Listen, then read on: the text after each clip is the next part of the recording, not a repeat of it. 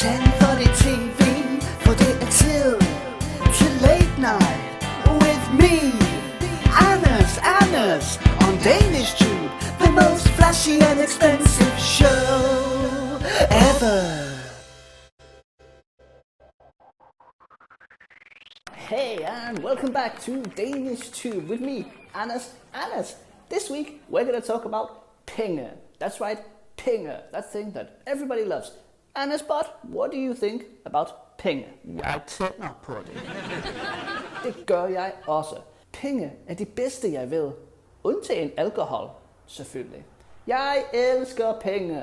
Jeg bruger mange penge om måneden. Jeg køber så mange dumme ting. Ja, jeg bruger dumme penge, men det er okay. Jeg vil ikke afsløre, hvad jeg bruger mine penge på. Det er en hemmelighed. Jeg køber nok lidt alkohol en gang imellem. Hvad med dig, Anders Bot? Hvad bruger du dine penge på? Spiritus, biler og kvinder. Man kan sagtens se, at vi er i familie med hinanden. Today is a good day for amerikanere, or more specifically nordamerikanere, because they are celebrating, or one of their national heroes is celebrating his fødselsdag. I dag har nogen fødselsdag. Hurra, hurra, hurra! Okay, national hero, I don't know if he is, but I'm sure many people are celebrating.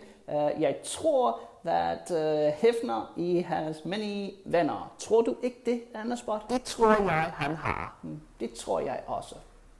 Nå, men tillykke, Hugh Hefner. It's quite relevant, because I guess that guy also has mange penge. One might say he has money like shit. In Danish, han har penge som skidt. Well, let's not waste any more till, fordi now it is till to check out the kommentarer. Jeg synes, det er lidt bizarre, at du ikke har lagt nogen kommentarer. Det er fordi, du er min farfar, ligesom Anders Bot. Nej, det kan jeg ikke klare. Please, læg en kommentar, mens jeg spiller lidt guitar. Come on, læg en kommentar. Dagens kommentar is from Mr. Cranky NYC. Fantastisk navn, by the way. And his comment is: Jeg har intet at sige, men du bad om et kommentar, og jeg har lavet en fejl. I have nothing to say, but you asked for a comment, and I have made a mistake. Amazing kommentar, og det er rigtigt. You have made a mistake, because it is called en kommentar, not et kommentar. I'm not sure if you did that on purpose, Mr. Cranky NYC. Guys, our good friend Anders at Grammatikpolitiet has informed me that he is in fact på ferie this week. I think he's met a new woman and he's kind of occupied. So I can lige så godt correct your mistake and tell you it is in, not it. Be sure to check out those articles, in and it, when you're writing in Danish, if you are unsure. In the words of Anders, don't fuck around with the words, oops, sorry mor.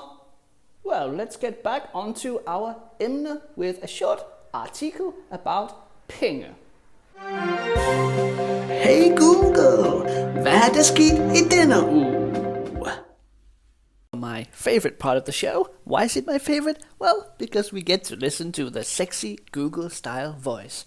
Just a short article today. Here we go. Lace up, Google. Britte vandt 1,7 millioner pund, men spilfirma afviste at udbetale præmien på grund af en defekt. Brit won 1.7 million pounds, but the betting company rejected or refused to pay out the premium due to a defect. You sneaky guys.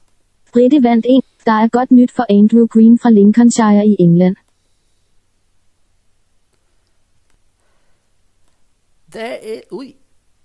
There is good news for Andrew Green from Lincolnshire in England. What is the good news, Andrew? Den 54-årige englænder vandt for godt 3 år siden 1,7 millioner pund i et online casino, men spilfirmaet Betfred nægtede at udbetale pengene med den begrundelse, at der var en defekt i spillet. The 54-year-old the 54-year-old Englishman won 3 years ago 1.7 million pounds in an online casino, but the betting company Betfred, or Betfred as Google said, refused to pay out the money on the grounds that there was a defect in the game. Come on. Spørgsmålet røg videre til retssystemet, og en britisk domstol har nu besluttet, at Betfred skal til lommerne og udbetale de godt 14,7 millioner kroner. Well, the question or the case went further to the judicial system. The courts and the British court have now decided that Betfred has to put their hands in their pockets and pay out the 14.7 million kroner. That's 14.7 kroner, 1.7 million pounds. Ooh, get it paid. Det skriver The Guardian ifølge Ritzau. Jeg synes, at Betfred har behandlet mig ganske skrækkeligt, men i dag handler det ikke om Betfred. Jeg er bare i ekstase efter langt om længe at have vundet min sag, siger Green i en udtalelse. I think Betfred have treated me rather terribly, but today it's not about Betfred. I am just ecstatic that I have finally won my case, says Green in a statement. Congratulations, Green. I hope that you share around the money, love, with everybody you know. And if you're watching this, which you're probably not, but I'm hoping you are, give me a little bit as well. Give me a taste of that cake, a bit of the pie, as one might say. Anyway, let's get back to the studio.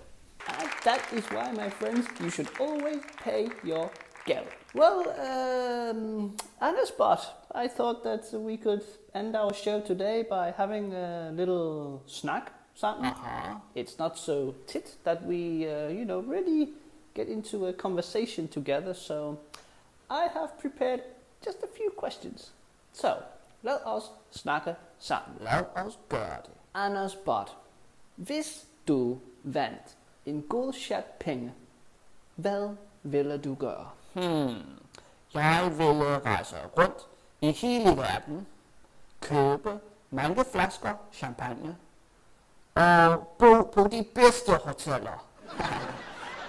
Hvorfor er det vigtigt at have eller at tjene penge? Man kan ikke købe flasker champagne uden penge, jo. Har du mange penge? Ja, det har jeg faktisk. Hvor mange penge er mange penge? Det er selvfølgelig subjektivt, men for mig, 50 millioner kroner, det er mange penge. Ja.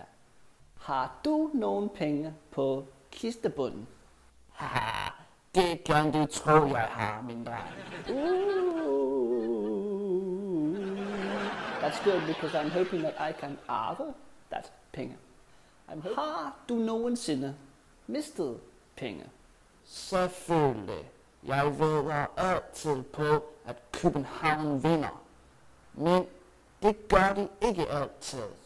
Well, Anders Bot, thank you for a very philosophisk and interessant samtale.